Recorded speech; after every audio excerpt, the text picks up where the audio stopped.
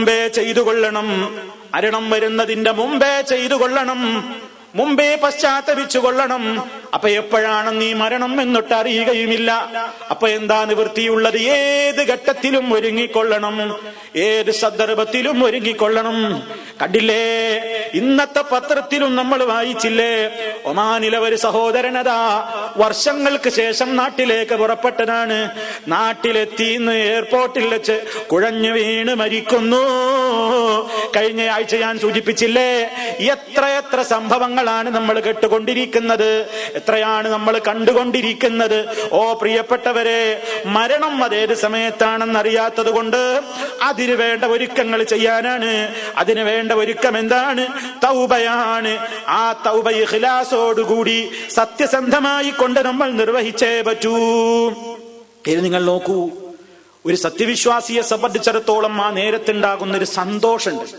വേദന അവൻ നന്നായി അനുഭവിക്കുമെങ്കിലും ഒരു വിശ്വാസി, നേരത്തെ ഞാൻ സൂചിപ്പിച്ചതുപോലെ അല്ലാഹുവിന്റെ മലക്കുകളുടെ സന്തോഷ പ്രകടനങ്ങൾ കാണുമ്പോ സത്യവിശ്വാസിയെ സംബന്ധിച്ചിടത്തോളം അവന്റെ റൂഹ് പിടിക്കാൻ വരുന്നത് റഹ്മത്തിന്റെ മലക്കുകൾ നല്ല രൂപത്തിലും ഭാവത്തിലും നല്ല വർത്തമാനങ്ങളുമായിട്ടല്ലേ വരുന്നത്.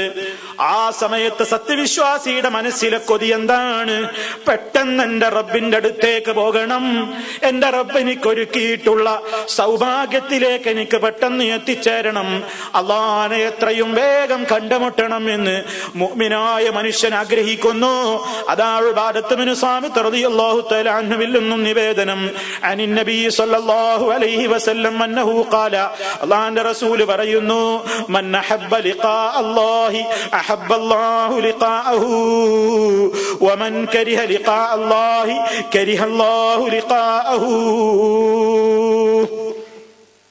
മൻ അഹബ്ബ ലിഖാ അല്ലാഹ്, ആര് ആരെങ്കിലും അല്ലാഹുവിനെ കണ്ടുമുട്ടാൻ ഇഷ്ടപ്പെടുന്നുവെങ്കിൽ അല്ലാഹു അവനെയും കണ്ടുമുട്ടാൻ ഇഷ്ടപ്പെടുന്നു.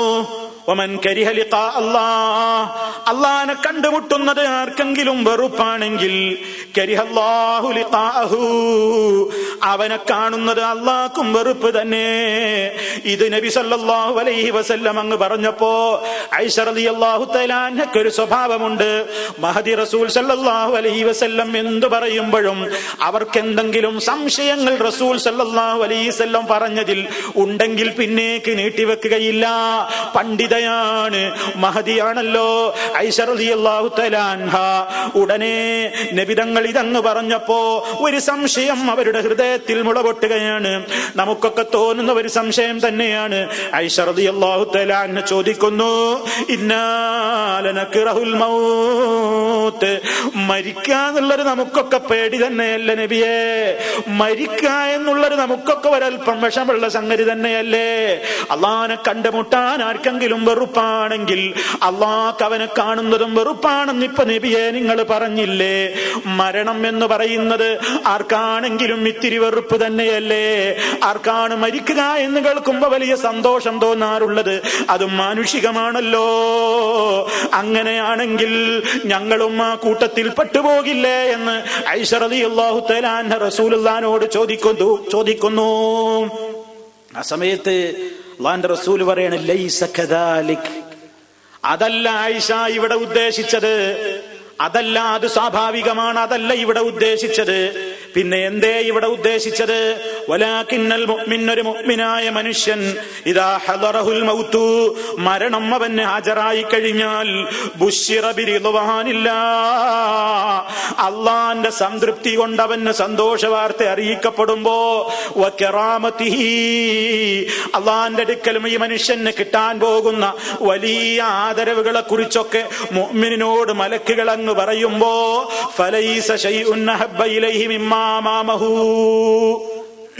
ആ ഘട്ടത്തിൽ ഒരു മുഅ്മിനായ മനുഷ്യന് അവന്റെ മുമ്പിലുള്ളതൊന്നും പിന്നെ അവന് വേണ്ട, ഉടനെ അല്ലാഹുവിന്റെ അടുക്കലേക്ക് എത്തിയാൽ മതി. മരണനേരത്ത് മുഅ്മിനായ മനുഷ്യന് കിട്ടാൻ പോകുന്ന സ്വർഗീയമായ ആനന്ദങ്ങൾ, ആ സ്വർഗീയമായ സന്തോഷ വാർത്തകൾ, സ്വർഗീയമായ രൂപത്തിലുള്ള പരിമളങ്ങൾ, അതൊക്കെ അങ്ങ് അനുഭവിക്കുമ്പോ പിന്നെ മുഅ്മിനിന് ഒന്നേ ചിന്തയുള്ളൂ, പെട്ടെന്ന് എന്റെ റബ്ബിനെ കാണണം. ആ ഘട്ടത്തെ പറ്റിയാണ് അല്ലാഹു പറയുന്നത്, റസൂല് പറയുന്നത് ഫഹബ്ബ ലിഖാ അല്ലാഹി, അപ്പോൾ അവൻ അല്ലാഹനെ കാണണം എന്ന് ഇഷ്ടപ്പെടുന്നു. വഹബ്ബല്ലാഹു ലിഖാഹു, അല്ലാഹ് അവനെയും കാണണമെന്ന് ഇഷ്ടപ്പെടുന്നു. അതാണ് ഉദ്ദേശിച്ചത്. അതേ അവസരത്തിൽ അതാ ഇന്നൽ കാഫിറ, കാഫിറായ മനുഷ്യനാണെങ്കിൽ ഇദാ ഹുദിറ, അവന് മരണം ഹാജരാക്കപ്പെടുന്ന നേരത്ത് ബുശ്ശിറ, അവന് സുവിശേഷം അറിയിക്കപ്പെടുന്നത് എന്തുകൊണ്ടാണ്? ബിഅദാബില്ലാഹി വഉഖൂബതിഹി, അള്ളാന്റെ ശിക്ഷയാണോ നിനക്കുള്ളത്, അള്ളാന്റെ കോപമാണ് നിനക്കുള്ളത്.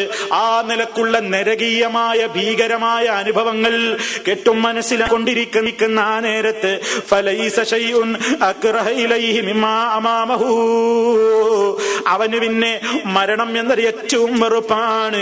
ഇനി ഞാൻ എങ്ങനെ അള്ളാന്റെ അടുക്കലേക്ക് പോകും? എന്റെ തൊട്ടടുത്ത നിമിഷം, എന്റെ തൊട്ടടുത്ത ജീവിതം വളരെ പ്രയാസത്തിലേക്കാണല്ലോ ഞാൻ പോകുന്നത്. അതുകൊണ്ട് അവൻ അള്ളാനെ കാണണം എന്ന് വെറുക്കുന്നു. അള്ളാനെ കാണണ്ട, അള്ളാന്റെ അടുത്തേക്ക് എനിക്ക് പോകണ്ട എന്നവൻ വല്ലാത്ത വിഷമം തോന്നുകയാണ്. വകരിഹല്ലാഹു ലിഖാഅഹു, അള്ളാഹ് അവനെ കാണണ്ട, അള്ളാഹ് അവനെ കാണുന്നതും വെറുക്കുന്നു. ഇതാണ് നബി സല്ലല്ലാഹു അലൈഹി വസല്ലം പറയുന്നത്. അപ്പോ അതുകൊണ്ടാണ് നമുക്കറിയാമല്ലോ, നബി സല്ലല്ലാഹു അലൈഹി വസല്ലം പറഞ്ഞില്ലേ, മുഅ്മിനായ മനുഷ്യന് മരണത്തോടുകൂടി, മരണത്തിന്റെ സമയത്ത് അവൻ ആഗ്രഹിക്കുകയാണ്, എനിക്ക് എത്രയും പെട്ടെന്ന് എനിക്കെന്റെ റബ്ബ് തരാമെന്നേറ്റിരിക്കുന്ന ആ സ്വർഗീയമായ ആനന്ദത്തിലേക്ക് എത്തിച്ചേരണം.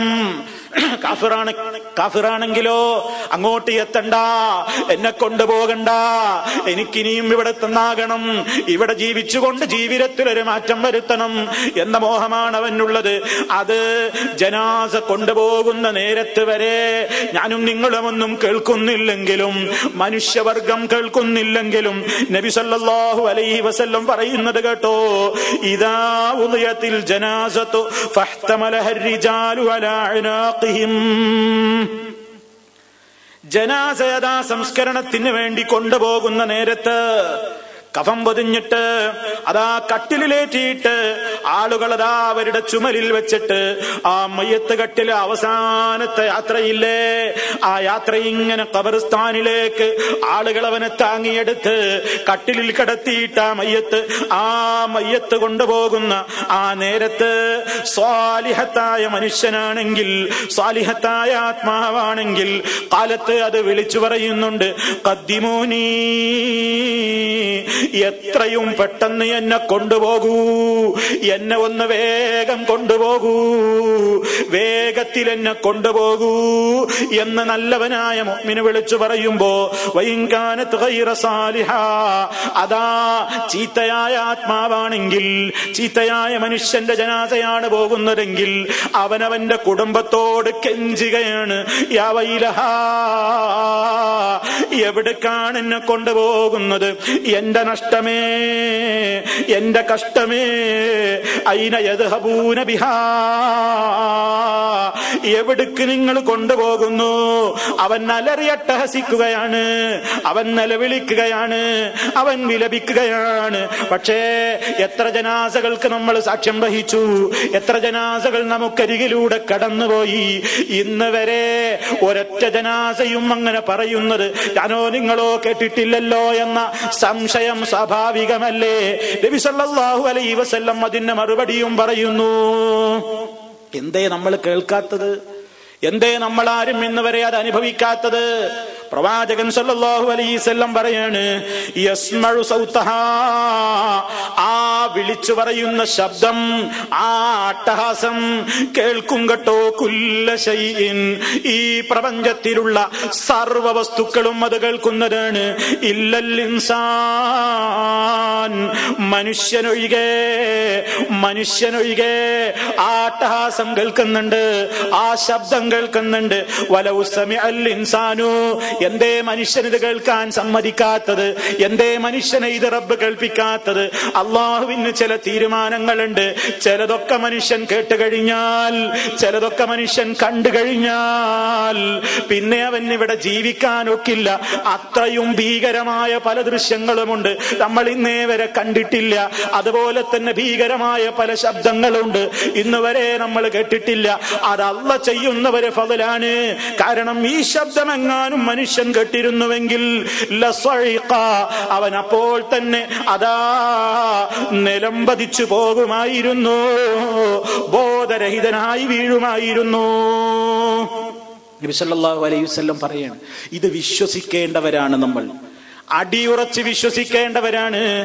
ജനാസ ആളുകൾ ചുമന്ന് ജനാസ കൊണ്ടുപോകുമ്പോ മുഅ്മിനായ മനുഷ്യനാണെങ്കിൽ എന്നെ പെട്ടെന്ന് കൊണ്ടുപോകൂ എന്ന് പറയുമെന്ന് ഹബീബായ റസൂലുള്ളാഹി. അല്ലാഹു നമ്മെ അത്തരക്കാരിൽ ഉൾപ്പെടുത്തുമാറാകട്ടെ. അതേ അവസരത്തിൽ കാഫിറായ മനുഷ്യനാണെങ്കിൽ, ധിക്കാരിയായ മനുഷ്യനാണെങ്കിൽ തെമ്മാടി പറയുകയാണ്, എങ്ങോട്ട് കൊണ്ടുപോകുന്നു?